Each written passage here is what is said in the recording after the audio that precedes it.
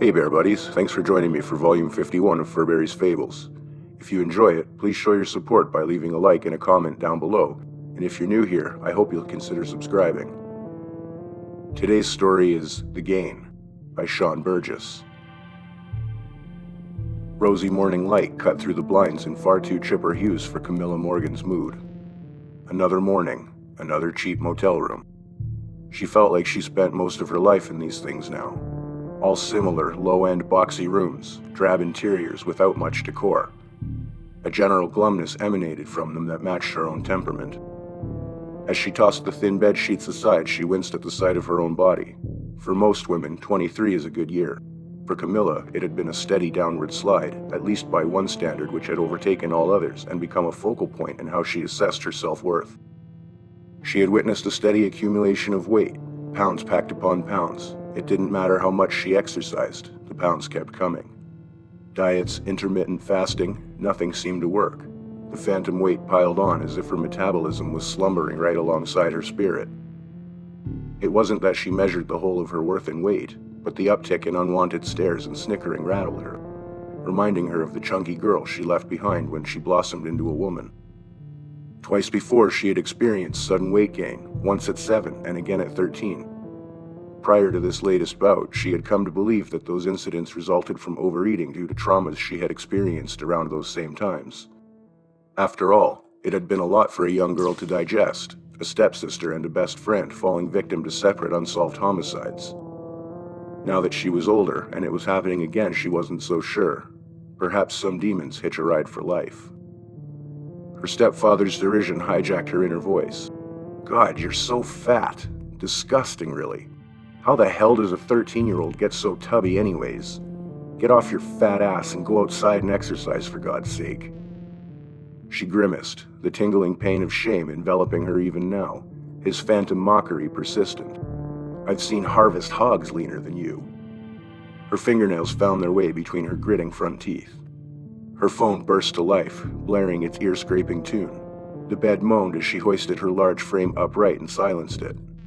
She frowned, wrangled a deep breath, and sighed. These budget beds were all the same, well worn in the springs and a daily reminder of the extra heft she now carried.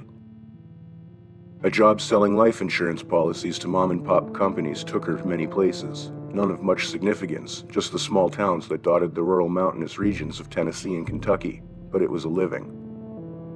Camilla rose from bed. Standing in front of the full-height mirror, she winced at her appearance.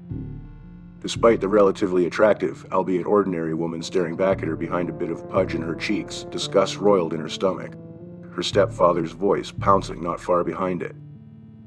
Guess I ain't gotta worry about you sleeping around, have I? No one's gonna want you anyway, are they? She pinched a bit of flab on her midsection and tugged at it disapprovingly. You're so fat. What's wrong with you, Camilla? She waited, glaring down at her own reflection, half expecting a condescending answer in return. A wave of nausea overcame her instead. She rushed to the bathroom and yanked the toilet lid up a millisecond before a torrent of vomit filled the basin. From her knees, still spitting bile, she sought out the lever and flushed. Good, she thought, as the sickness spun away from her. At least puking's good for something. At the sink, she gargled faucet water and tidied her appearance. It wasn't that she dreaded her group benefits pitch with Cooper's feed store so much as what the afternoon would entail. A trip home, the first return since she left for college, 5 years away from the venomous man who traumatized her childhood. Sure, he wore a nice human suit in public.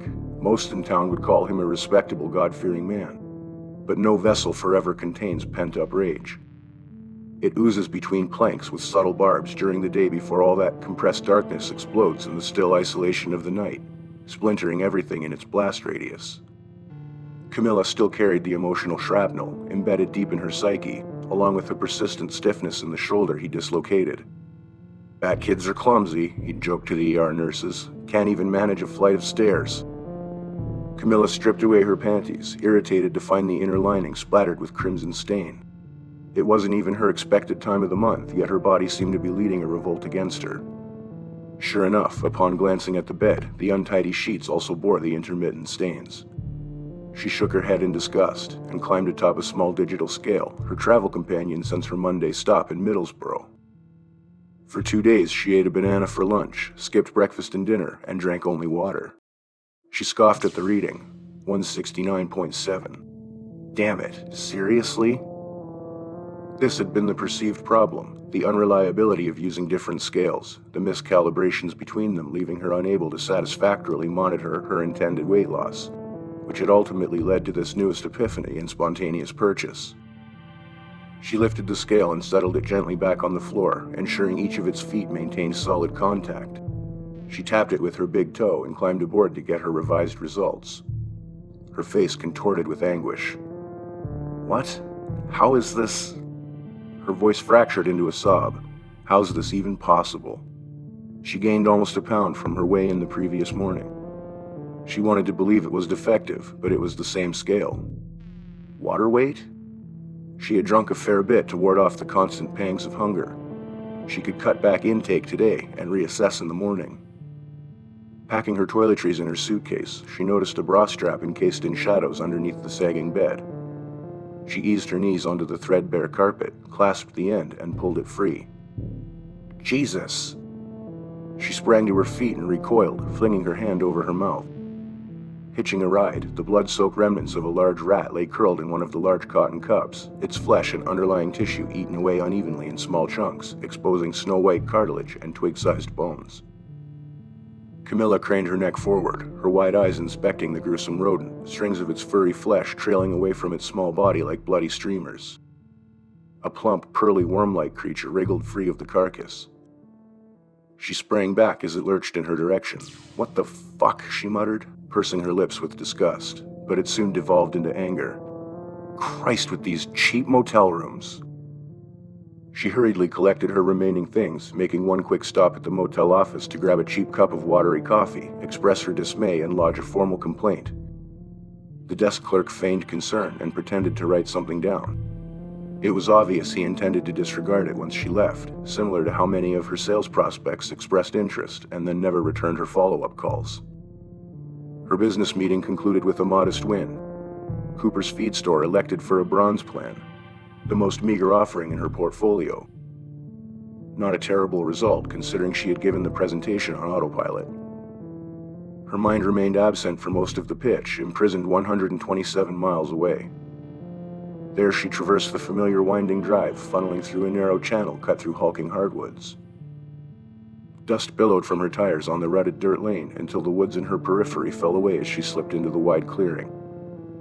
Her scowling father, greeting her by the dilapidated house, drove a cinder block deep into the pit of her stomach, his intrusive brown eyes eager to weaponize her size to make her feel small. A subtle smirk always foreshadowed an incoming volley of cruelty. Within a few hours, dreadful daydreams became regrettable realities as her beat-up brown Chrysler Sebring rolled into the clearing at her mother's house. She sighed with relief to see her stepfather's pickup truck absent from the detached carport. She wouldn't have returned home were it not for her mother's ailing health. A lifetime away wouldn't have been time enough to mend the scars the man had inflicted on her. But stage 4 lung cancer doesn't wait lifetimes. In her mother's case, doctors gave her only a matter of weeks. She lugged her suitcase from the trunk, her warm breath crystallizing in the biting December air. Here in the mountains, winter had arrived, a light dusting of brilliant white encasing the skeletal tree limbs. The shake roof of her modest childhood home sagged with disrepair, a ring of oxidized wooden shingles surrounding the chimney visible amidst an otherwise undisturbed sea of snow. A rising plume of white smoke churned high into the overcast sky above it, the familiar scent of hearth fire permeating the air. She shivered as an icy wind nipped at her through her clothes, hastening her steps to the door.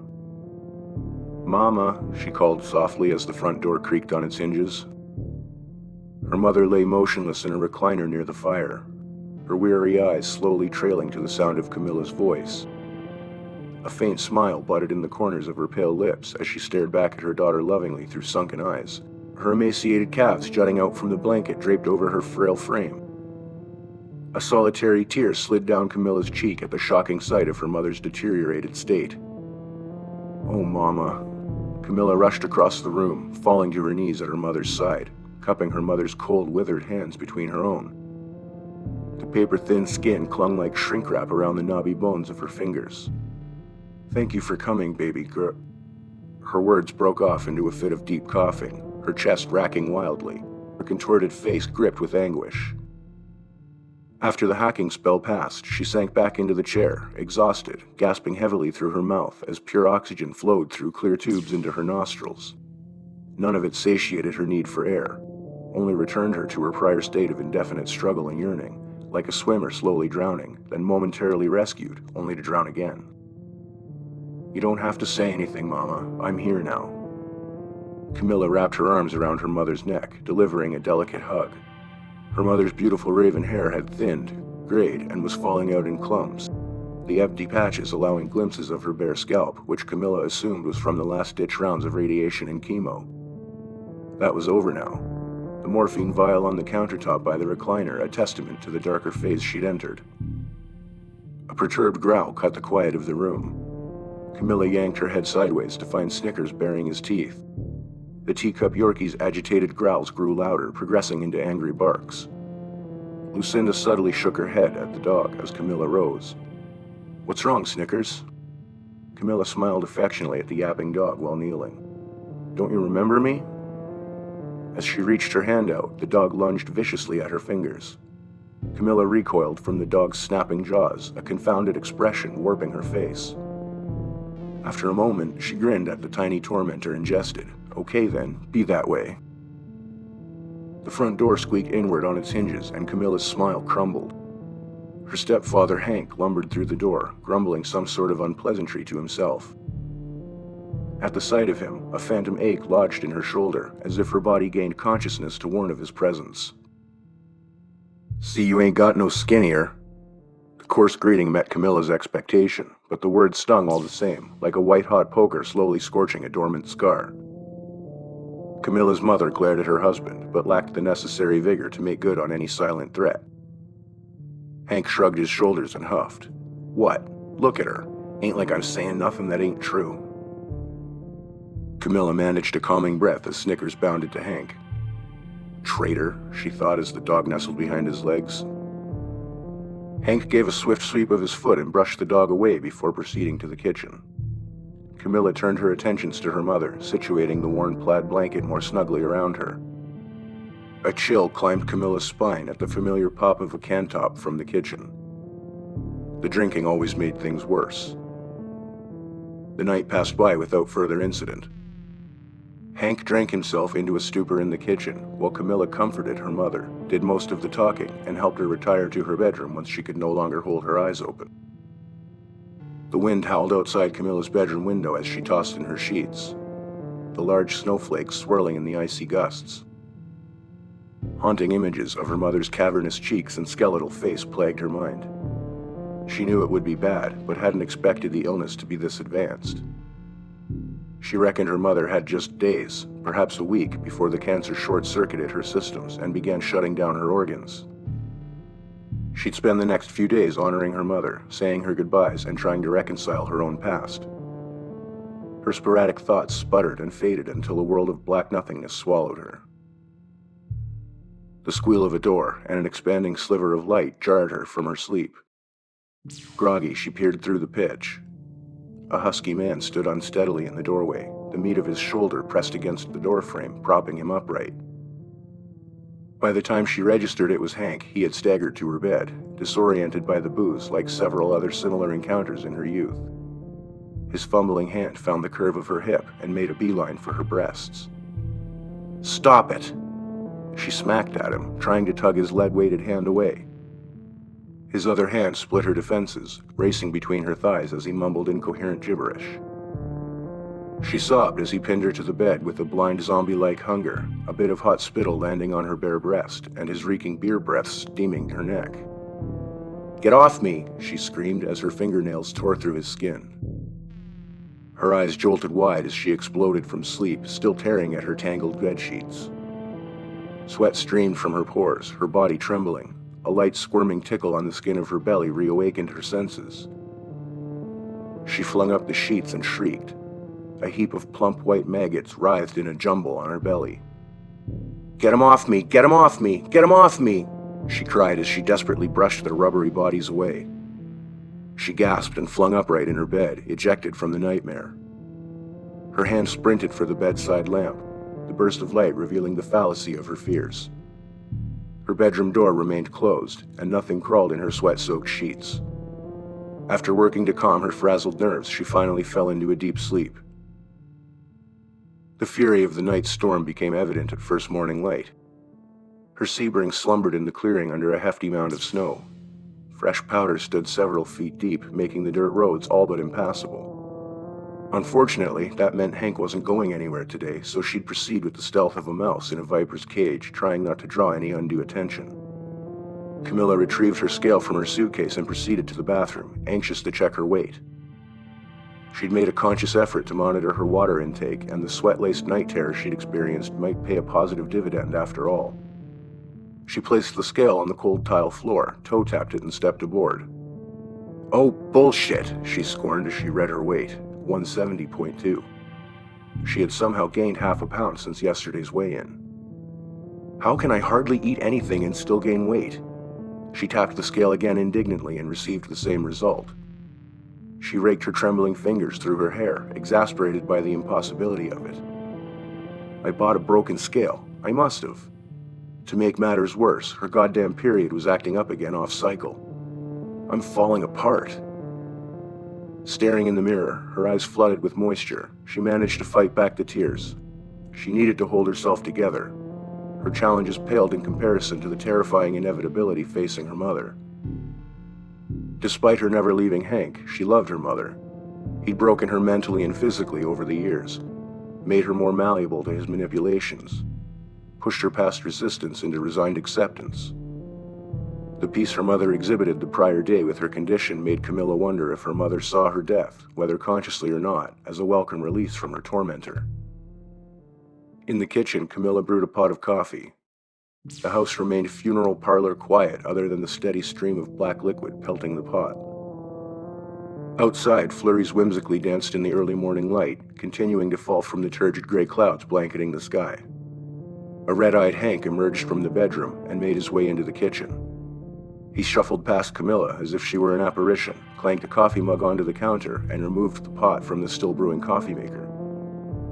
He sloshed them into his mug as coffee streamed into the vacated spot and sizzled on the heating element at the base. Without a word, he lodged it back into place, recapturing the stream. He grabbed a bottle of whiskey from the cabinet, spun off the top, and gave himself a hefty floater. Camilla said nothing as he strode away and plopped onto the couch. A quick succession of short whistles drew Camilla's head. Reanimated by his spiked coffee, Hank's head prowled expectantly about the living room. "Come here, Snickers," he whistled several more times. "Snickers, come here." When the patter of paws didn't materialize, Hank's lips curled into an ill-tempered frown. "Where are you, dumbass dog?" Camilla poured a cup of coffee and headed for her mother's bedroom. Hank's razor-tipped words gashed her before she got to the door. "Where do you think you're going, fat ass?" "I have feelings, you know." Hank's lips slithered into his telltale smirk. "Do your feelings have as much cellulite as you do?" Camilla shook her head angrily, swallowing down her bitter retort before it could escape. "Just leave me alone, okay?" "Listen, you little bitch, you think you can just leave for 5 years and come back and rule the roost? You got another thing coming. Some daughter you are. Your mom's real sick, you know. You could have called. Bet you was too busy stuffing your fat fucking face, though, to pick up the phone, huh?" Camilla's body trembled, the vicious onslaught destabilizing her rickety foundation. "I'm going to see my mom." Her words hobbled out, the tears evident in her quivering tone. "Come here, dear." Lucinda wrapped a comforting arm around Camilla. "He don't mean it, you know. Just trying to get a rise out of you is all." "He's cruel, Mom." Bleary-eyed, Camilla gazed at her mom's slightly off-center nose, another lasting legacy of Hank's volatile temper. She was a conglomeration of shattered bones and contusions mended, now a frail woman pieced back together with all of her damaged parts. The rims of Lucinda's eyes darkened as if cast headlong into a hall of mirrored truth. Camilla knew she must see past the lies she force-fed herself. Lucinda's stalemate expression gradually retreated into a frown. A tear slid down her cheek. "I'm sorry, baby girl. I should have been a better mother." Her words fractured and lament pooled in her eyes. She struggled to catch her breath. Don't say that, Mama. Camilla wrapped a tender arm around her mother. You were a good mom. It wasn't you. It was him. They talked for the next hour, sharing stories, remembering good times, and expressing their mutual love. Camilla helped her mother into her wheelchair and made her breakfast. She ate sparingly, with Camilla skipping the meal altogether. The day passed by with idle chat by the fire, an occasional coughing fit from Lucinda, and a soundtrack of Hank cracking beers in the kitchen. I want to give you this, Camilla. Lucinda slid the small solitaire diamond easily from her withered finger. No, Mom. Camilla raised her open palms in protest. I can't take that. Hank's attention diverged from his beer, and he slid a sharp eye to the exchange. He roared to his feet, his cheeks filling with crimson. Now wait just a damn minute, Lucinda. That's our ring. I want Camilla to have it, Lucinda said softly, and tried to place it in her daughter's hand. Hank surged forward and seized his wife's hand, prying open her frail fingers. Lucinda's face filled with horror as Hank snatched the ring. A violent coughing spell descended upon her. Leave her alone, Camilla shouted. A thunderbolt of pain exploded on Camilla's cheek. Her head snapped sideways from the impact of Hank's powerful slap. Ears ringing and a throbbing sting radiating from the right side of her face, a steady march of tears began traversing her cheeks. Don't you talk to me that way, you money-grubbing bitch! Hank held Camilla hostage in his hateful glare. What, you got something else to say? He dared. Camilla cowered by her mother's feet, whose chest now heaved uncontrollably. Yeah, that's what I thought, Hank snarled, slipping the ring into his pocket and returning to the kitchen. Lucinda's chest spasmed wildly as she gasped for air. Camilla grabbed the morphine vial, unscrewed the lid, and squeezed a drop from the dropper onto her mother's tongue. An instant wave of calm overtook Lucinda. Her wrenched face fell lax, her shoulders slumped, and her heaving chest quieted. Camilla helped her to bed and retired to her own room, locking the door behind her, where she proceeded to sob herself to sleep. Hours ticked by undisturbed, Camilla sinking deeper into a land of slumber, the emotional exhaustion a powerful sedative. Hank dozed on the couch, a half-drank fifth of whiskey standing watch. The living room filled with a steady drumbeat of his thunderous snores. A subtle tickle on his leg woke him. His heavy eyes peeked through slivered lids before jolting wide. Hundreds of worm-like creatures swarmed his body, marching up his leg and crawling up the couch, lurching forward like inchworms. His face contorted as he tried to discern the difference between booze-induced hallucination and reality. One of the pearly worm-like creatures rose on its hindquarters, an innocuous-looking fellow and sort of cute so far as an insect can be, its two red pinpoint eyes staring back at him. They held a curious court for a moment before it whipped its body forward and plunged its tiny teeth into his exposed flesh. Shit! It stung like a hornet at first, but the tissue surrounding the bite rapidly deadened. He tried to shake his leg, but found he could no longer move it. Another latched its jaws into his arm, and another into his belly. Get off me! He bellowed as another one bit into his cheek. A moment later, his tongue was muzzled, paralyzed by the most recent bite. His eyes glazed with horror as more of the tiny creatures marched from the floor onto his body. The initial strategy of stings waned, but quickly gave way to a terrifying new phase. The creatures began to unhinge their tiny jaws, expanding the circumference of their mouths, and began greedily consuming small chunks of his flesh. Crimson soaked his clothing and skin.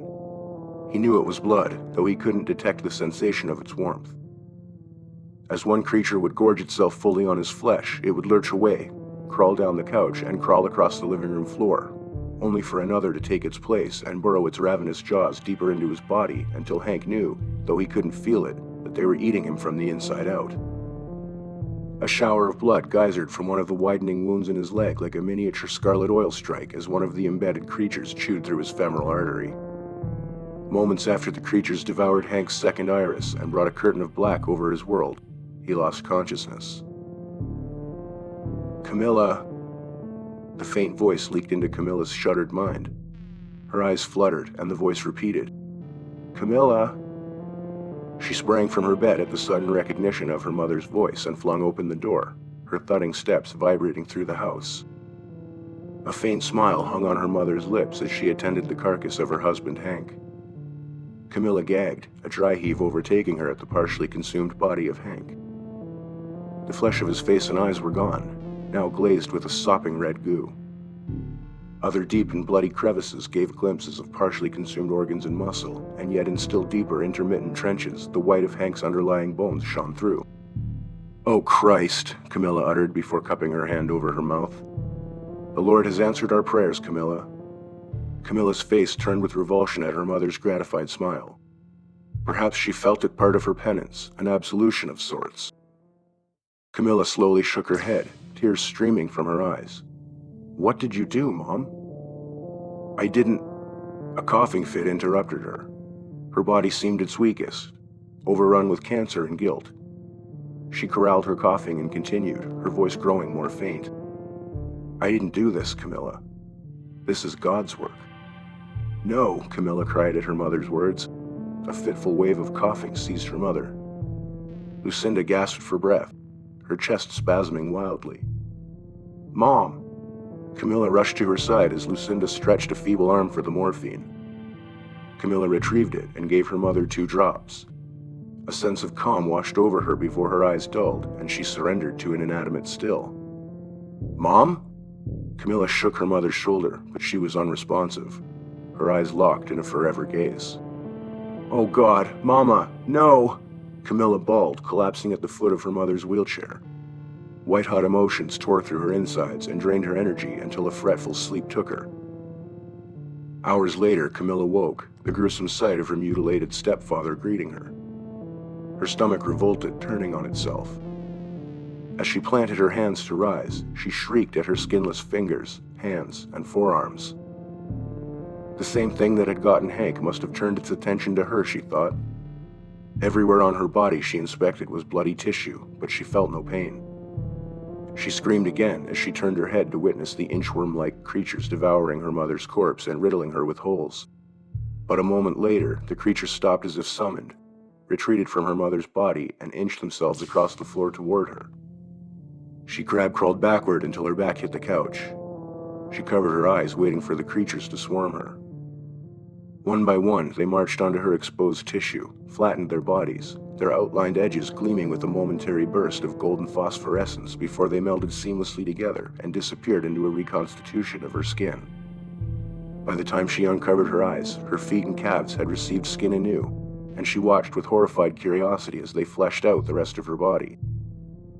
By the time she uncovered her eyes, her feet and calves had received skin anew, and she watched with horrified curiosity as they fleshed the rest of her body. A horrible and sudden awareness swept over her. She didn't need to step on a scale.